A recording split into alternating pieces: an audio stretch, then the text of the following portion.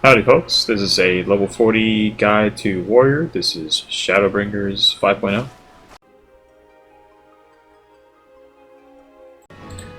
Let's start this off. At level 38 we get Vengeance, reduces damage taken by 30%, delivers an attack with a potency of 55 every time you suffer physical damage. Duration of 10 seconds, so this is great, basically tethering in along with Arm's Length, since they're both about the same effect. One needs to be stricken and the other one as well. So you take damage, go ahead and pop these two at the same time since they both share a nice cooldown. This is instant cast with 120-second off global cooldown, and this is what it looks like. So you have two buffs. You have the Vengeance, lowering damage taken by 30%, and you also have the Vulnerability down, basically retaliating 55 potency. Either one, they both proc at the same time. At level 35 we get Inner Beast. I believe this is an unlockable skill for Warrior. Inner Beast, instant cast with a weapon skill, global cooldown, delivers an attack with a potency of 350. You need 50 beast gauge to pop this, so about the beast gauge right next to my sprint to the left, you're going to need 50 of these 100 points. I actually can't show you guys the Inner Beast because mine is different. Mine turned into a Falcleve, which you'll get much later on. But for now, just go ahead and pop it as soon as you have 50 beast gauge. And on next, at level 40, we get Mythril Tempest. So basically, after you've executed your overpower, Mythril Tempest becomes available, and the potency goes up to 200 potency. Make sure you do that overpower so you get that combo potency of 200. Otherwise, by itself, you'll be doing 100 potency to all nearby enemies. It is instant cast with your weapon skill global cooldown. And this is what it looks like. So we're going to do overpower first, and make sure you get close up to the enemies because this has a very small area of effect, like a circle. So we're just going to do overpower into Mythril Tempest. So that's a pretty good rotation on its own. So as you're doing your rotation, you notice that you're going to get closer and closer to this gauge filling up. Make sure this gauge does not go beyond 100, because if you do, you're going to be missing out on a bit of potency. So anytime you get around 80, make sure you press your Inner Beast and just expend the points. So around 90, notice how I'm at 90 and my next ability is Storm's Path. This gives me beast gauge of 20. Make sure you expend the beast gauge going back down to 40 before using your Storm's Path. Otherwise you're going to go above 100 and missing out on 10 beast gauge. And moving on to the level 40 cooldown management, make sure you pop your Vengeance and Arm's Length at the same time. If you're going off with more than 2 mob sets, make sure you press both of these at the same time, as they both share the same cooldown of 120 seconds. So these two are pretty good to pop at the same time because their cooldowns are pretty much similar. The best one to pop first is Arm's Length. That means that it slows all the enemies around you by 20%. That means all of their actions get slowed down, basically dealing less damage to you, and along with your Vengeance. Now once those two are down on cooldown, make sure you pop your Thrill of Battle and your Rampart at the same time, but make sure you manage those cooldowns. The Thrill of Battle will expire first. As soon as that expires, pop your Reprisal and your Low Blow on targets. And if done right, most of your cooldowns will come back around the same time. Notice how the Rampart and the Thrill Battle came back, and now I have the Arm's Length and the Vengeance as well. And again, we're going to just grab 4 to 5 mobs. Try not to grab too many in the lower levels. Sometimes the healers are not able to adjust at the right time.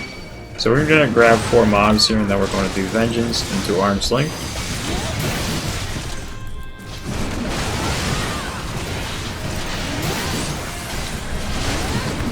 As soon as the Vengeance expires, you're going to pop your Thrill Battle into Rampart.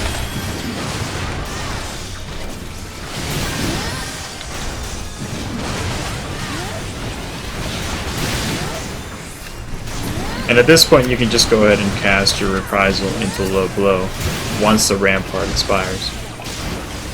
And you should do just fine. Just make sure you don't grab too many mobs.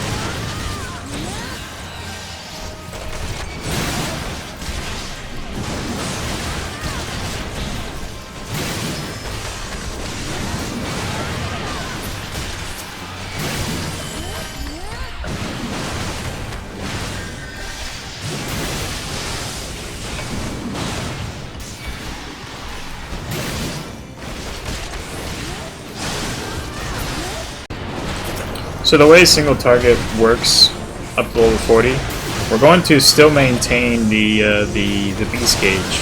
Maintain that beast gauge all the way from level 35. And we're just going to do the same thing that we've been doing up until now from level 30. Maintain a cooldown. Notice how the slow is on the target there? As soon as that indicator expires, we're going to pop another cooldown. And we're just going to maintain at least one cooldown on us or on the enemy. That's a mistake that I made right there. Using my my Storm's Path even though I went over 100. Make sure you do not make those mistakes. Listening to me, I lose focus when I do these.